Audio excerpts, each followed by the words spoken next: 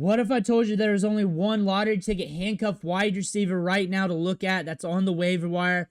But probably not, because he should have got picked up. That's Luther Burden of the Chicago Bears. And we're going to talk about why he's a lottery ticket player for your bench that you can use at the end of your bench to see if he hits later this season. But before we dig in, you need to click that subscribe button right now. We're doing these deep dives every day to see whether or not you want that player. We're also looking deep at the waiver wire, and we're helping you set your lineups week in, week out. Click that button. Stop missing out.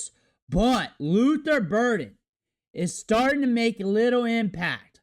4 targets after the bye week. We got some fire matchups coming up. Saints, Bengals, Giants. Some fun game scripts coming up. Luther Burden is a big-time wide receiver prospect that we're watching, we're monitoring. He's one of the few wide receiver prospects that we're watching and monitoring. It was a very shallow wide receiver class this year, and he's a talented player that fell in the draft that we're waiting for him to get his moment and opportunity, maybe more for 2026, maybe more for 2027. And Luther Burden was trending this week. A lot of people monitoring his status, a lot of people wondering what to do with him. He's the #1 trending player on playerprofiler.com. When people are looking up his player profile page, he's the top 1 right now. Luther Burden is being monitored by everybody. Doesn't mean you should pick him up. Definitely means you should be monitoring him this season. 5-star recruit out of high school. One of the top wide receivers in his class. Everybody wanted this kid out of high school.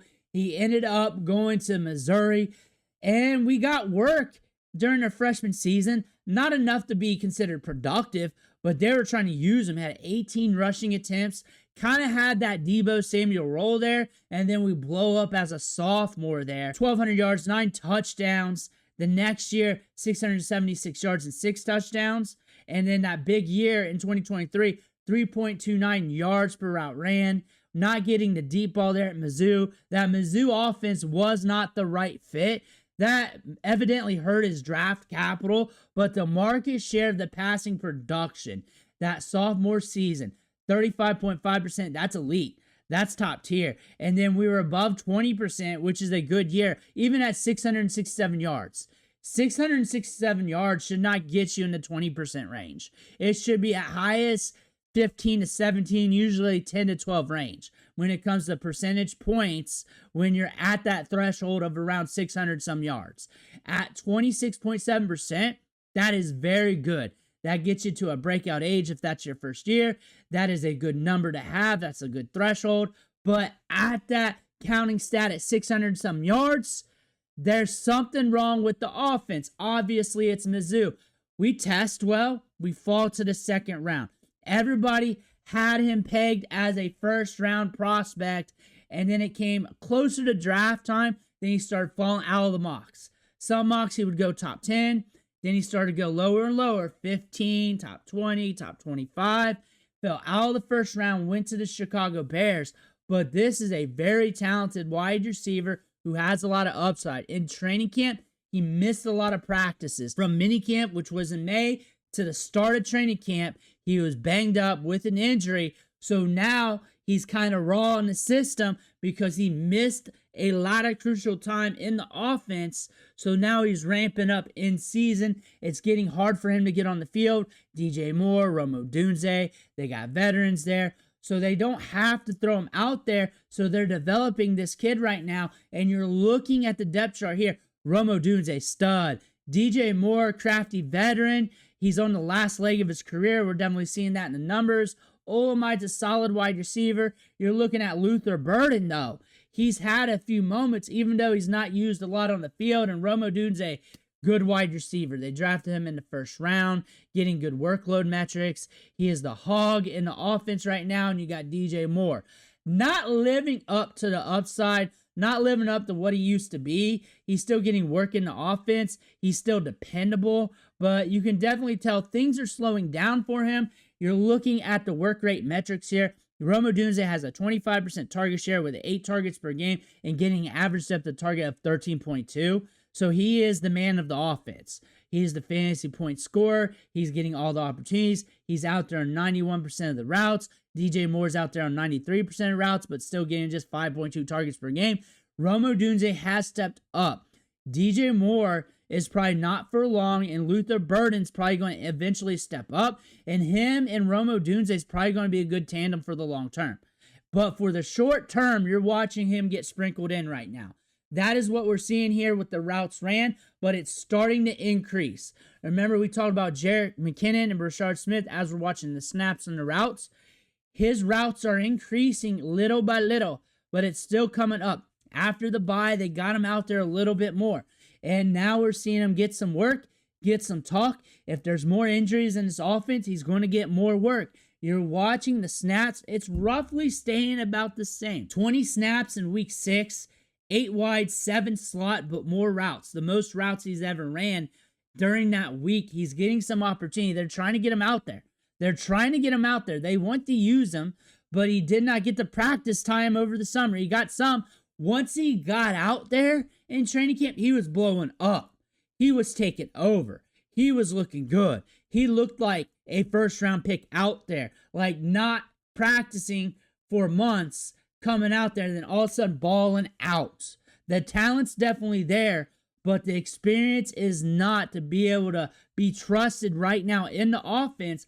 You're looking at DJ Moore. Like, he's not living up to previous seasons. He is creating some separation. You see that in the target separation rate, ranking 12th among wide receivers, but he's not the first read in the offense.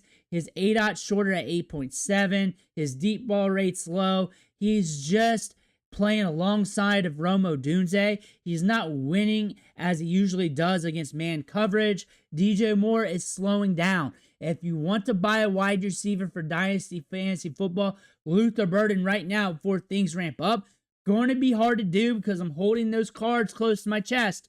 But if you're looking for an upside wide receiver that the window's closing, here you go. You're looking at the rate of this offense. They run a lot of plays. They're faster paced. You got a quarterback here that pushes it downfield.